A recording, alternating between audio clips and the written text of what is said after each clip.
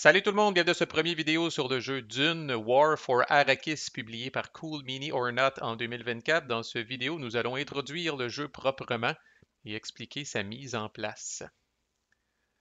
Oh, ça fait longtemps qu'on n'a pas été excité comme ça, puisque si on revient à l'écran d'accueil, on remarque que les deux designers qui sont là sont deux des trois designers qui nous ont donné le chef-d'œuvre littéralement War of the Ring, la guerre de l'anneau. Puis là, ils remettent ça avec un autre thème qui est extrêmement dans le vent ces temps-ci, Dune, avec les nouveaux films de Denis Villeneuve. Ben, voyons donc, ça a donné naissance là, à 56 000 sous-produits. Personnellement, le thème me parle moins, là, c'est même un sacrilège, mais j'ai pas vu encore les nouveaux films. J'ai vu le vieux film, puis j'ai lu le livre quand même. Euh, mais bon, c'est toujours un thème qui va moins me parler, moi, personnellement, là, tu sais, entre la Terre du Milieu puis les déserts de dunes, là, si moi, je prends la Terre du Milieu n'importe quand, là. Euh, mais n'empêche, deux, même designers sur trois, vous aurez deviné qu'il y a énormément de mécaniques semblables à la guerre de l'anneau qui sont amenées ici. Le jeu, n'empêche, est plus court, plus punché, plus cher aussi. Là, l'éditeur est pas le même. C'est pas Ares Games, là, c'est Cool Mini or Not. Fait que les miniatures qu'il y a dans ce jeu-là sont de. Ben là, tous les goûts sont dans la nature, là, mais en théorie, je pense qu'on peut dire qu'ils sont de meilleure qualité. Tu sais, dans War of the Ring, on s'entend, là, tu sais, que on tombe pas en bas de notre chaise là, quand on voit les miniatures. Là. Surtout quand on essaye de colisser un esti de Nazgûl penché debout, là, puis qui arrête pas de tomber sur le côté. Là. Fait que, mais là, on a vraiment des belles miniatures très, très détaillées, mais malheureusement, ça vient avec le prix, là, au point que moi, j'ai jamais joué avec une copie physique. Là. J'achale mon ami Rami, là, mon Némésis dans les jeux à deux, là, pour qu'il l'achète. Puis à toute fois, il me rappelle, tu sais, Marco, je t'avais dit le prix, là. Puis je me rappelle pas c'est combien, mais c'était comme, en tout cas, en dollars canadiens, quoi, c'était 150 ou 200 piastres, en tout cas, c'est cher en calice. Puis là, on me disait justement dernièrement, là, quand j'ai annoncé dans euh, le discours sur l'état de la chaîne que j'allais couvrir ça, que la version française était sur le bord de sortir. On était à fin octobre. S'il y a de quoi, j'imagine qu'elle va être encore plus chère. En tout cas, c'est un jeu qui est un petit peu hors de prix. Mais quelqu'un a fait un module vassal, il y avait pas mal d'erreurs dedans que j'ai corrigé. Fait que je vais réuploader moi une nouvelle version du module vassal avec ces erreurs-là corrigées. Puis j'ai joué une game complète, je suis en train d'en jouer une deuxième, puis cette playlist-là va être un full teach, rien de moins, le jeu le mérite. Je vais vous montrer comment jouer d'un bout à l'autre. C'est un classique à en devenir déjà, c'est sûr et certain. C'est très très bon. Là, moi, comme je dis, la seule affaire, il faut encore là se retenir toujours le culte du nouveau, là, le cult of the new. Là. Fait que moi, j'essaye de tempérer mon enthousiasme, là, mais j'ai aimé ma première game en hostie, mais comme je disais, j'ai l'impression qu'à long terme, War of the Ring va toujours avoir la première place dans mon cœur, ne serait-ce qu'à cause du thème. Là. Puis là, peut-être que vous autres, au contraire, hostie, les elfes puis les orques, vous êtes plus capables, puis amenez-en du désert, puis des montagnes, puis des vers, des sables. Si oui, vous allez être servi avec ça. Là. Fait que je vais couvrir la mise en place ici. Une intro plus courte que d'habitude, là, parce que let's go, on avance, esti. Fait que je vais couvrir la mise en place, puis dans la mise en place, on touche à différentes composantes là, que je vais expliquer brièvement. Mais soyez sans crainte, on va tout revenir sur chacune des affaires, puis on va tout couvrir en long et en large. Là. Mais plutôt que de faire une intro et de vous montrer 56 000 petites affaires, je vais le faire au cours du setup, parce que comme je disais, dans le setup, on voit à peu près toutes les pièces qui existent dans le jeu. Fait que le jeu oppose des Atreides aux Harkonnen, vous l'aurez deviné. Fait qu'au début de la game, vous allez prendre, puis là, il y a un paquet d'affaires aléatoires comme ça. Il y a 8 Siege Atreides qui sont comme les espèces de bases dans le désert. Là, excusez pour les termes techniques en français. Le Chris, comme je dis, ça fait longtemps que j'ai pas lu le livre ou écouté le film. Euh, mais les Atreides ont 8 Siege qui sont disposés là, aux endroits qui sont écrits ici. Ils sont tous dans le désert systématiquement. Puis ils ont 8 tokens de Siege numérotés de 1 à 3. Fait qu'il y a une coupe de 1, une coupe de 2, puis il y a 2, 3, je pense. Là. Puis c'est la valeur de ces Sieges-là. Puis le but d'envie des Harkonnen, c'est de conquérir ces Sieges-là. À chaque fois qu'il va en conquérir un, il va scorer le nombre de victoires égal à la valeur du Siege. Puis vous aurez deviné que plus la valeur du Siege est haute, plus c'est dur à conquérir. Puis le but du Harkonnen, c'est d'avoir 10 points de suprématie. Puis à ce moment-là, il gagne la game automatiquement. Là. Fait que vous allez mettre aléatoirement là ces petits marqueurs de siege-là partout où il y a ces symboles-là. Fait que là, on voit qu'à date, j'ai placé 2-2, j'ai placé 2-1, j'ai placé un 2, voilà un autre 2.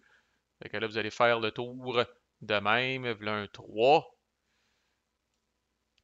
Un autre 3, Chris, les deux 3 sont en bas, tac, puis tac. Là. Fait qu'il semble y avoir 2-3, 2-1, puis 4-2, finalement, dans le mix. Ensuite de ça, évidemment, ces siege-là ne sont pas dénudés de troupes, fait que vous allez venir prendre, il y a des tokens de déploiement Atreides, il y en a deux sortes, il y en a qui sont toutes beige, puis il y en a qui sont beige avec un petit contour vert, fait qu'au début de la game, c'est vraiment les beiges, sont un petit peu moins forts. Vous allez en mettre un, encore là, c'est aléatoire dans chacun des sieges que vous avez placés. Puis ces tokens-là sont face down, le joueur des Atreides peut les regarder, mais ils sont face down. Le Harkonnen ne sait pas exactement c'est quoi les troupes. Ça, c'est équivalent à des, c'est des types d'unités. Ça, finalement, les symboles que vous allez voir là, on va y revenir.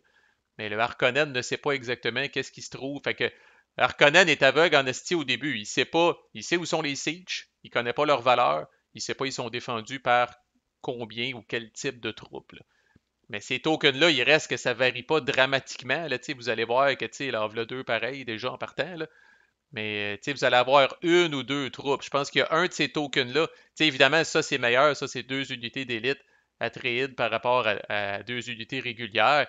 Fait que c'est sûr que ça ici, c'est pas mal plus d'ouvrages à conquérir. Mais le Harkonnen ne sait pas ça, mais le joueur des Atreides le sait. Puis on va le voir, mais ces marqueurs de déploiement-là, puis regardez, là, ça l'est le fameux petit calice puis là, ça donne sur un 3. Ça l'est, ça, le token de déploiement, où est-ce qu'il y a juste une seule unité. Je me demande si c'est pas le seul de la gang qui est à mancher de même. Ouais, peut-être. Yep. Sinon, ça varie. Deux régulières, deux élites, une régulière, une élite. Fait que vous faites ça, vous gardez ça caché loin des yeux du joueur Harkonnen. Le joueur des Atreides va aussi mettre un leader dans chacun de ses sieges. Un leader générique, là, pas un leader nommé. Parce qu'on va voir que ce jeu-là, un peu comme War of the Ring, évidemment, il y a une grande emphase qui est placée sur les héros et les vilains du jeu. Là. Là aussi, sachez que dans le module vassal, là, c'est très ordinaire. Là, voici une unité régulière Atréide. C'est un cercle, mais c'est comme la forme de la base. Là. Mais dans le jeu physique, là, c'est une miniature sur une base avec un cercle qui a beaucoup plus de gueule. Là. Fait que, on va être peut-être moins en émoi là, quand je vais vous faire. Le module vassal est extrêmement fonctionnel. Là. Sauf que, au niveau du tape à l'œil, il est un petit peu moins. Il faut avoir un petit peu plus d'imagination que dans le jeu physique. Là. Le joueur des Atreides a 8 autres tokens de déploiement. Où sont-ils? Ils sont ici. Comme je disais, qui ont un petit contour vert. Il y en a 8 autres comme ça. Il les mélange sans les regarder, puis il les laisse là. En cours de game, il va pouvoir renflouer. Il va pouvoir utiliser ces tokens de déploiement-là pour avoir plus d'unités sur le board. Et un peu comme les gentils dans le Seigneur des Anneaux, le joueur des Atreides est limité vraiment à ces 8 tokens-là de déploiement. Une fois qu'ils sont tous utilisés, that's it. Fait que, comme dans la guerre de l'anneau, le joueur des Atreides, au niveau du manpower, au niveau de la main-d'œuvre, des effectifs militaires, il est un petit peu plus. Il y a une fin à un moment donné. Là. Il est limité dans ce qu'il peut déployer. Le joueur des Harkonnen, lui, a 6 settlements. Il y en a 5 ici. Puis il y en a un ici au pôle Nord où se trouve le Père Noël. Puis, dans le fond, là, ça, lui, c'est pas aléatoire. Là. Chacune de ces places-là, c'est écrit dans les règles, a un marqueur vraiment avec une certaine valeur. Fait que ça, c'est un 1, ça, c'est un 1, ça, c'est un 1, ça, c'est un 1. Carthage est un 2. Puis Arakin, qui, de ce que je comprends, est la capitale des Harkonnen, est un 3. Fait que c'est utilisé si jamais, encore là, le joueur des Atreides est assez effronté pour venir prendre le contrôle, conquérir certaines de ces places-là. C'est là que la valeur de ce marqueur-là va être utilisée. Là. Mais autrement, ces marqueurs-là ne sont pas brassés, sont vraiment placés dans les settlements historiques Harkonnen avec une relative importance. Le joueur des Harkonnen a lui aussi des marqueurs de déploiement de deux couleurs. Il y en a 6 de chaque couleur. Il va les brasser, puis il va venir mettre aléatoirement là, un marqueur de chaque couleur dans chacun de ses settlements. Mais à la différence du joueur des Atreides, lui, il va tout de suite les flipper, puis il va tout de suite remplacer ces marqueurs-là par les unités correspondantes. Puis même principe, lui aussi, il y a des unités régulières, des unités d'élite, puis des unités spéciales. Puis encore là, c'est ce qui crée un petit peu d'asymétrie. Comme ça, ici, trois unités dans un settlement, c'est rare en calice qu'on voit ça. Là. Fait que, tu sais, c'est ce qui amène un petit peu d'asymétrie dans le jeu. Je vais vous donner un autre exemple, vous allez comprendre pourquoi. Là. Fait que là, ici, il y a 5 unités puis il y a un leader. Là. Fait qu'il y a une différence où vont être les unités de départ, aussi au pôle Nord, qui est un petit peu plus loin des autres, c'est quand même important, puis c'est quand même intéressant.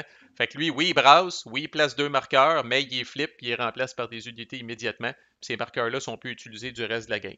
Puis les Harkonnen, comme le Shadow, dans War of the Ring, là, lui, dans le fond, il n'y a pas de limite. Étant donné qu'il n'y a pas d'autres marqueurs de déploiement, là, il y a des mécaniques lui, pour colisser du monde en jeu, puis il n'y a pas de limite, lui, à ce qu'il peut crisser en jeu. Fait qu'éventuellement, il va avoir le edge au niveau militaire si la game se prolonge vraiment longtemps. Ensuite, c'est son petit token qu'on va venir mixer des stations de testing écologique. Encore là, le lore date de loin, là, mais il y a des areas sur le board de toutes sortes de types qui ont ce symbole-là. Vous allez venir crisser des petits marqueurs de stations écologiques sur ces places-là. Puis ça, dans le fond, c'est des marqueurs que le joueur Atréide a avantage à explorer pour venir qu'à les flipper pour faire avancer ses propres marqueurs de points de victoire à lui. Là. Fait que, encore là, son face down, ceux-là, personne ne peut les regarder. Fait que vraiment, l'Atréide, quand il rentre là, c'est un peu aveuglément. Là, mais il est assuré que chacun de ces marqueurs-là va faire bouger un de ses marqueurs de points de victoire. Fait que c'est un autre petit but dans la vie pour le joueur Atréide. Parlons-en de ces marqueurs-là. Le jeu appelle ça des marqueurs de prescience sur une track, elle aussi, de 0 à 10. Fait que les marqueurs startent tous à 0 au début. Il y a un deck de prescience qui est shufflé au début de la game qui contient 18 cartes, je pense. Puis on va y revenir, mais au début de chaque tour, il y a 3 cartes de prescience qui sont révélées. Puis ça, on peut le voir comme de petits objectifs temporaires pour le joueur des Atréides, ou s'il fait s'il réussit à faire pendant le tour ce qui est écrit sur cette carte-là, il va réussir à monter les marqueurs des couleurs qui sont indiquées, du nombre de cases qui sont indiquées. Fait que sachez pour l'instant que c'est le but dans la vie du joueur des Atréides. D'ailleurs, à cette étape-là aussi, le joueur des Atréides va venir piger. On va ouvrir sa main là. Le joueur des Atréides va venir piger une des 6 cartes objectifs qui sont ici. Fait qu'il en pige une et une seule. Fait que là, vous voyez cet objectif-là ici va lui demander qu'à la fin de la game, en tout cas, s'il veut gagner, le marqueur vert doit être sur la case 4 ou plus, le jaune sur 9 ou plus, puis le rouge sur 6 ou plus. Puis il y en a de toutes sortes, des petites patentes de même. Fait que celui-là, c'est 3, 5, 10. Fait qu'encore là, c'est secret. Le joueur des Harkonnen sait que le joueur des Atreides a cet objectif-là à faire. En fait, non. Attention. C'est secret, ça, pour le joueur des Atreides. Fait que le joueur des Harkonnen, il peut prendre connaissance au début de la game s'il est bien compétitif. C'est quoi les 6 objectifs? Mais tu sais, au final, il y a un marqueur qui doit être très haut, il y a un marqueur qui doit être moyen, puis il y a un marqueur qui peut être un petit peu plus bas. Là. Puis après ça, c'est des variations autour de ce thème-là. Là. Fait que tu sais, on voit ici 4, 9. On va les flipper, là, ça va être plus facile. 4, 9 et 6, puis ici on a 9, 6 et 4. Fait que tu sais, là, c'est des variations autour d'un même thème. Mais le joueur des Harkonnen ne saura jamais lequel des 3 marqueurs le joueur des Atreides essaye de pousser. Fait que il y a toujours un petit peu de bluffing, une petite game par rapport à ça. Fait que le joueur des Atreides pige un objectif, le regarde, le garde secret, puis il sait maintenant que lui, pour gagner, c'est ce qu'il doit faire. Fait que ces marqueurs-là vont monter en explorant des stations de testing, mais surtout en réussissant à accomplir des objectifs qui sont sur les cartes de prescience. Il y a aussi des tokens de verre des sables. Évidemment, on n'y échappe pas. C'est ces tokens-là ici. Je pense qu'il y en a 16. Ils appellent ça des signes des vers, là, des worm sign tokens qui vont être mis dans des areas de désert régulièrement, puis qui vont être révélés à la fin du tour. Puis là, haha, il y a un ver qui pop ici, là. Puis c'est des vers, évidemment, sont les amis des Atreides et les ennemis des Harkonnen. Il y a beaucoup de leaders nommés. Chacun en a 3 de son bord au début de la game. Évidemment, on n'a pas l'Atréide. Lady Jessica puis Stilgar pour les Atreides. Fait qu'on va revenir sur ces leaders-là qui peuvent être à la fois, ils ont une très très grande importance parce qu'ils peuvent être à la fois physiquement sur le board pour être impliqués dans les combats, mais ils ont aussi une habilité spéciale que vous pouvez utiliser une fois par tour si vous vous trouvez à brasser la face du dé qui correspond à ce leader-là. Fait qu'on va y revenir, mais chacun a 3 leaders en partant qui sont vraiment mis en jeu là, de leur côté près. Là. Fait que 3 leaders du côté des Atreides, puis 3 leaders du côté des Harkonnen. On a Beast Raban, on a le capitaine Machin Chouette, capitaine Aramsham, puis le baron Harkonnen, qui sont là du côté des Harkonnen. On a un autre board qu'on appelle The Spice Must Flow, où est-ce qu'il y a 3 marqueurs qui sont mis là, dans le fond, là, en haut complètement. Au début, tout va bien. Là, le commerce d'épices, la récolte d'épices, ça va très très bien pour le joueur des Harkonnen. Ces marqueurs-là vont principalement descendre au fur et à mesure que le joueur des Atreides perturbe la récolte d'épices pour le joueur des Harkonnen. Puis ça va causer toutes sortes de maux de tête, puis de problèmes et d'ennuis euh, aux joueurs des Harkonnen. Un peu comme dans War of the Ring, chaque camp a 2 decks de cartes. Il y a un petit peu moins de cartes, je pense qu'il y en a, 18 au lieu de 24 dans chaque paquet, quelque chose comme ça. En tout cas, il y en a en masse que typiquement vous ne passerez pas à travers dans une game, puis en même temps, comme dans War of the Ring, il n'y en a pas trop. Ce qui fait qu'au bout d'un certain nombre de games, vous allez commencer à savoir, oh Chris, j'espère de piger cette carte-ci ou cette carte-là. Là. Fait que chaque camp a vraiment 2 decks de cartes. Ces decks de cartes-là sont shufflés. Puis on va y revenir, mais un petit peu comme dans War of the Ring, au début de chaque tour, chaque joueur va piger une carte de chacun de ces decks, de chacun de ces decks. Puis en cours de tour, des cartes peuvent être jouées, d'autres cartes peuvent être pigées. Là. Puis finalement, le joueur des Atreides commence avec un token de Bene Gesserit, qui est un petit peu un joker qu'il peut utiliser soit au premier tour ou à un autre tour à un moment donné. Là. Mais c'est un joker qu'il peut utiliser, qui compte comme un dé de plus, qu'il peut placer à peu près n'importe où. On va revenir sur les règles exactes là, en cours de jeu. Parce qu'il y a une autre affaire qui ressemble beaucoup à War of the Ring, c'est que le joueur des Atreides a crissement moins de dés que le joueur des Harkonnen. Au début, je pense que c'est 4 par rapport à 9, si je me trompe pas. Donc 4 par rapport à 8. Fait que quand même, il y a un déséquilibre, mais c'est le joueur des Harkonnen, encore là, typiquement, qui a plus d'affaires à faire, plus de troupes à se déplacer, puis là, il faut qu'il amène vraiment beaucoup de monde parce que prendre un siege, c'est de l'ouvrage. Fait que voilà, une fois que ça c'est mis en place, là, je vais starter le prochain vidéo avec une mise en place déjà toute faite par défaut, puis là, on va voir la séquence de jeu, puis les vraies conditions de victoire, comment ça marche, puis les combats, puis tout le kit, là. Ouf, il me reste un petit peu de temps, là. C'est bon en crise, pour vrai. Manquez pas ça, là. Bon, fait que là, c'est cher. Fait qu'arrangez-vous, hostie, pognez-le, usagez, ça risque d'être tough, là. Splittez-les peut-être avec votre adversaire. Faudrait que j'offre ça à Rami, hostie, c'est pas juste à lui d'acheter les jeux, là. Mais ça splitter les coups, et puis il gardera le jeu chez eux, c'est pas grave, là. Mais si vous avez aimé War of the Ring, puis après ça, là, prenez-moi comme exemple, même pas besoin d'avoir un intérêt pour le thème de Dune. Si vous avez tripé sur les mécaniques de War of the Ring, puis la tension, puis en way down, vous allez capoter là-dessus. Je dirais en autant que le thème vous lève pas le cœur. Euh, Fait que, tu sais, moi, c'est le cas. Là. Je suis pas attiré vers ce thème-là. J'ai pas tous les jeux de Dune sur une tablette vraiment dédiée de ma collection. Là. Mais en même temps, pour moi, Dune, c'est pas Yark caca. Là. Fait que rendu là, moi je suis capable regarde, c'est pour le thème, là, puis en donc, là. Mais moi, c'est les mécaniques d'abord qui m'ont attiré vers ça. J'ai tant joué à War of the Ring, puis la bataille des 5 armées, puis en tout cas les extensions de War of the Ring, puis tous les petits spin-offs, là, que là, quand je jouais 2 designers sur 3 de War of the Ring qui s'inspirent des mêmes mécaniques pour faire de quoi dans un autre thématique, là, moi je suis là-dessus, là, vraiment, là, je saute là-dessus à pieds joints. Fait que voilà, c'est parti. Manquez pas la suite, où est-ce que je vous enseigne le jeu d'un bout à l'autre. À plus.